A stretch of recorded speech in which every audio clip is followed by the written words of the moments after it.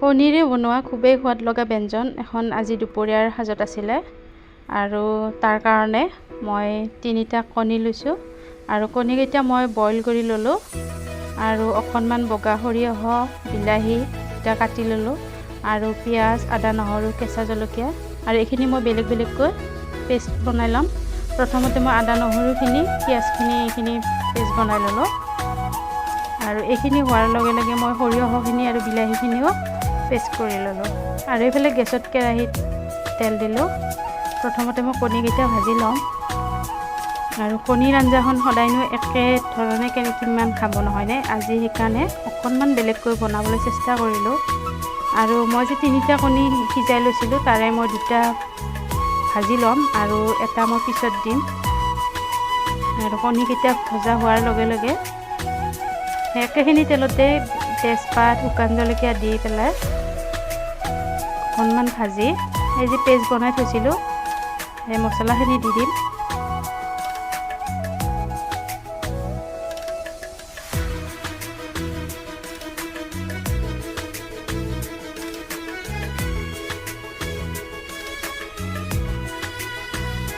আৰু মছলাখিনিও দিলোঁ। মছলাখিনি অকণমান ভাজ খোৱাৰ লগে লগে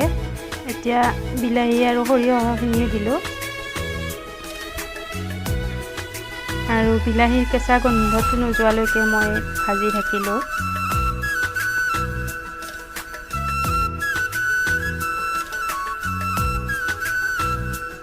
আৰু এতিয়া সোৱাদমতে নিমখ হালধিখিনিও দিলোঁ আৰু ইয়াত মই আলু দিয়া নাই, আলু নিদিয়াকৈ বনালোঁ আৰু অকণমান চেনি দিছোঁ ইয়াতে, অকণমান সোৱাদটো বেলেগ হয় চেনিখিনি দিলে আৰু এতিয়া কণীকেইটা দি দিলোঁ ইয়াতে আৰু যিহেতুকে বেছি পানীও দিয়া নাই, বেছি জুলীয়া কৰা নাই, গতিকে আঞ্জাখন উতলিছেও, গতিকে বেছি সময়ো নালাগে আৰু এতিয়া ইয়াত জিৰাৰ গুড়া অকণমান, জলকীয়াৰ গুড়া আৰু যিখিনি মছলা দিব মন যায় আৰু গোটেইখিনি দিব পাৰে, অকণমান গৰম মছলা আৰু অকণমান ধনিয়াৰ গুড়ি গোটেইখিনি দিলোঁ আৰু কম মছলাতো এই আঞ্জাখন খুবেই সোৱাদ লগা হয় আৰু এতিয়া আঞ্জাখন নমাই থোৱাৰ আগে আগে এই যে কণীটো ৰাখি থৈছিলোঁ সেই কণীটো এনেদৰে মই ৰুকি দিলোঁ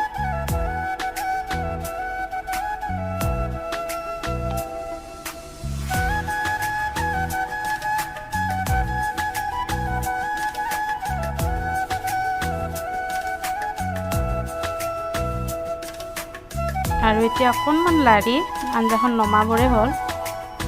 আৰু ধনিয়া অকণমান কাটি থৈছিলোঁ, ধনিয়াখিনিও শেষত দি দিলোঁ আৰু যিহেতুকে ধনিয়া নতুনকৈ ওলাইছে গোন্ধটো খুব বেছি ভাল লাগে নহয়নে। আৰু এইফালে আমি দুপৰীয়াৰ সাজত এনেদৰে ৰেডি কৰি লৈ লৈছোঁ আৰু অকণমান দালি বনাইছিলোঁ, পটল ভাজি আছিলে আৰু কণীৰ সেই আঞ্জাখন আৰু খুবেই সোৱাদ লগা আছিলে আজি দুপৰীয়াৰ সাজত। আপোনালোকে চাই কেনেকুৱা পালে প্লিজ কমেণ্ট কৰি জনাব।